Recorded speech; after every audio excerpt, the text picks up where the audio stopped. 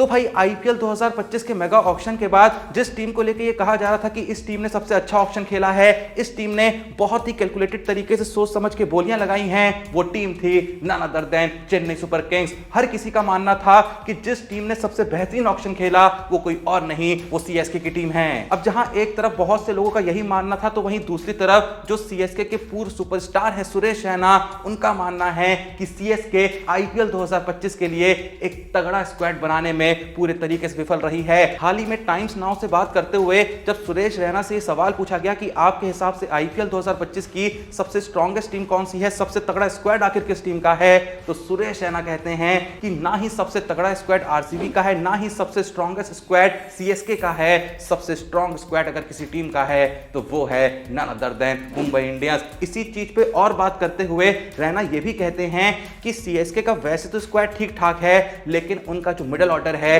काफी ज्यादा वीक है। सुरेश रैना का मानना है कि पिछले सीजन यानी आईपीएल 2024 में जिस तरीके से सीएसके के पास मिडिल ऑर्डर में डैरल मिचेल थे, ऐसा कोई भी बैट्समैन इस सीजन में सीएसके के स्क्वाड में नहीं नजर आ रहा है। और अगर किसी टीम को किसी भी टूर्नामेंट में या फिर किसी भी लीग में या फिर कहीं पे भी अच्छा परफॉर्म करना है तो बहुत ही जरूरी होता है कि आपके पास कुछ अच्छे मिडिल ऑर्डर के बैट्समैन हो। लेकिन अगर यहां पे सुरेश रैना के इस स्टेटमेंट को थोड़ा सा एनालाइज करा जाए तो इस स्टेटमेंट में काफी लूपहोल्स देखने को मिलते हैं, क्योंकि डैरल मिचेल ने भी पिछले सीजन में कोई ऐसा खास काम नहीं करा था, उतनी अच्छी स्ट्राइक रेट के साथ नहीं खेल पा रहे थे, वो कंसिस्टेंसी देखने को नहीं मिल रही थी। अगर डैरल मिचेल के हम नंबर्स भी देखें तो पिछले सीजन में उन्होंने 13 मैचों में मात्र 318 रन मारे थे, 28 की औसत और 142 की स्ट्राइक रेट से, जो कि कोई बहुत अच्छे नंबर्स नहीं हैं। हां, इनको एक डिसेंट नंबर जरूर कहा जा सकता है। तो ऐसे में डैरल मिचेल का टीम से चले जाना कोई सीएसके के लिए नुकसान का सौदा नहीं है। लेकिन अगर सुरेश रैना की इस बात पे ध्यान दिया जाए कि चेन्नई के पास आईपीएल 2025 में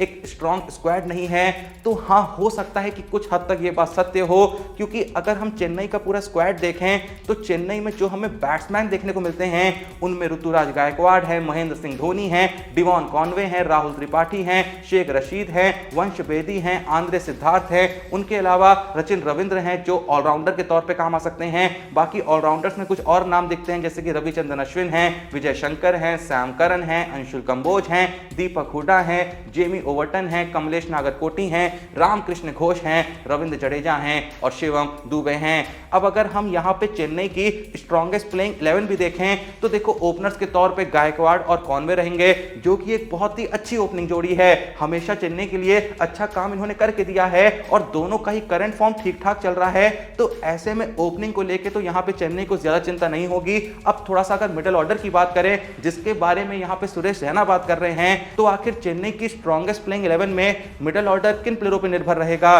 देखो मेरे हिसाब से स्ट्रॉन्गेस्ट प्लेइंग 11 में फर्स्ट डाउन पर राहुल त्रिपाठी देखने को मिलेंगे, जो कि कोई खराब बल्लेबाज नहीं है। हाँ, एक सच यहाँ पे जरूर है कि राहुल त्रिपाठी को पिछले कुछ सीजन में बहुत ही ज्यादा अंडर यूज किया गया है, टीमें उनकी अहमियत समझ नहीं पाई हैं। बंदा इंडिया के लिए भी खेल चुका है, लेकिन उसके बावजूद भी कभी लगा ही नहीं कि राहुल त्रिपाठी किसी आईपीएल सीजन का हिस्सा हैं। पिछले काफी वक्त से टीमों ने उन्हें छोड़ छोड़ के खिलाया है, उनकी पोजीशन के साथ खिलवाड़ करा है। कभी ओपनिंग भेज देंगे, कभी फर्स्ट डाउन भेज देंगे, कभी फोर्थ पे भेजेंगे, कभी सिक्स पे भेजेंगे। लेकिन चेन्नई का देखो एक बहुत ही सिंपल सा फंडा है, वो ऐसा खिलवाड़ प्लेयरों के साथ नहीं करते हैं। अगर भरोसा टिकाते हैं तो टिकाते जाते हैं, और मैं लिख के दे सकता हूं कि अगर यही भरोसा राहुल त्रिपाठी पे टिकाया गया तो राहुल त्रिपाठी भी आईपीएल 2025 में चेन्नई के लिए वो काम करेंगे जो कि एक वक्त पे वो धोनी की ही team Rising Pune Super Giants के लिए कर चुके हैं। राहुल त्रिपाठी के बाद अगर चेन्नई की स्ट्रॉन्गेस्ट प्लेइंग 11 में हम मिडिल ऑर्डर के और प्लेयरों पे नजर डालें तो यहां पे दीपक हुडा का नाम भी देखने को मिलता है। हां, इनका भी फॉर्म पिछले कुछ वक्त से कुछ खास नहीं रहा है, लेकिन इनके अंदर भी टैलेंट है। हम सब ने देखा है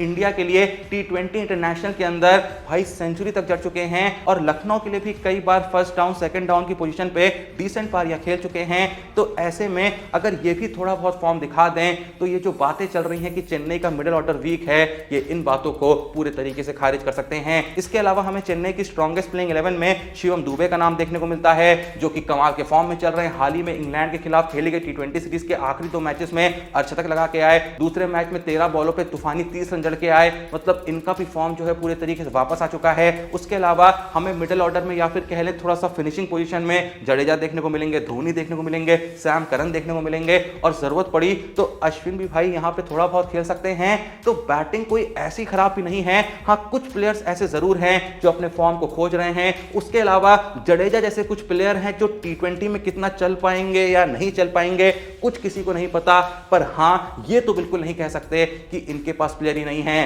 प्लेयर है, बस चलने की बात है। अगर अपने असली फॉर्म में आ गए तो यही मिडिल ऑर्डर आईपीएल 2025 का सबसे बेहतरीन मिडिल ऑर्डर ही बन सकता है। आप लोग सुरेश रैना की इस बात से कितना एग्री या डिसएग्री करते हैं कमेंट सेक्शन में जरूर बताइएगा। और जहां तक बात रही सुरेश रैना के इस स्टेटमेंट की कि मुंबई का स्क्वाड आईपीएल 2025 का सबसे तगड़ा स्क्वाड है, तो इससे तो भाई हर कोई एग्री करेगा, क्योंकि भाई इन्होंने प्लेयर ही इतने बड़े बड़े रिटेन कर लिए थे। रोहित शर्मा रिटेन कर लिया था, बुमराह रिटेन कर लिया था, सूर्या रिटेन कर लिया था, तिलक वर्मा रिटेन कर लिया था और हार्दिक पांड्या को भी रिटेन करा था।